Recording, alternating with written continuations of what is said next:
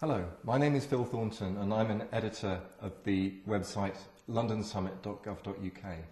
The website has been set up to create an international discussion and debate around all the issues that are going to come up at the summit itself on the 2nd of April. As part of that engagement, I'm delighted to be joined by Caroline Flint, the Foreign Office Minister for Europe. Now, all the feedback that's coming through our website indicates that what people are concerned about is the impact of the crisis on the average man or woman in the street, the average family, if you like. So if I can begin by asking, is this summit going to make any difference to anyone's life? Yes, it will. I think people are aware that what we're dealing with at the moment in terms of this sort of worldwide financial collapse is something that we have to address from that international perspective, and this will be a fantastic opportunity to bring the leaders of the world economies together to address three important areas. Firstly, what do we do to stabilise the banks around the world? Because I think we've learnt more than ever before that what happens in one financial institution halfway across the world is affecting us here in the UK. Secondly, what reforms are going to be necessary, because the future's got to be different.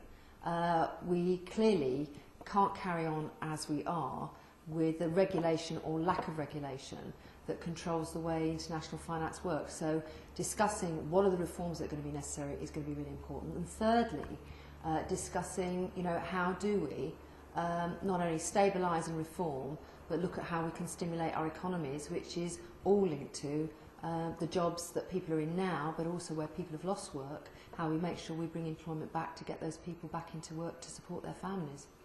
Now, you mentioned the issue of employment. I mean, what most people are concerned about is that they've lost their job, or someone in their family has lost their job, or they're worried they will lose their job.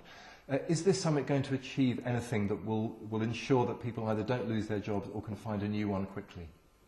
Well, clearly, stabilising the banks is really important, because not only is in terms of lending to ordinary families, for example, if they want to buy a home and move on in their lives.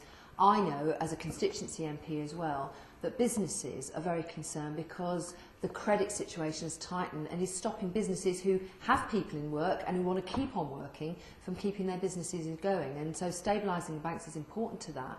And from a European perspective, I'm really pleased that the 27 member states have agreed in their own countries to have what they call these financial stimulus packages. And basically what that means is identifying money to kickstart their own economies. And why is that important for the UK? Something like 55% of our exports are sold into the rest of the European Union.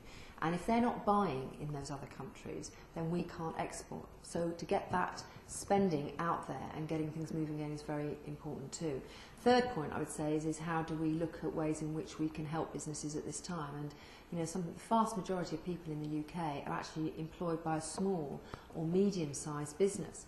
And one of the things we have managed to get agreement on is through the European Investment Bank, funds that small businesses can apply to keep themselves going. And I was just reading about one the other day where a family business here in the UK was able to get a £200,000 loan to keep their business working. And we want to make sure as many businesses in the UK take that opportunity up.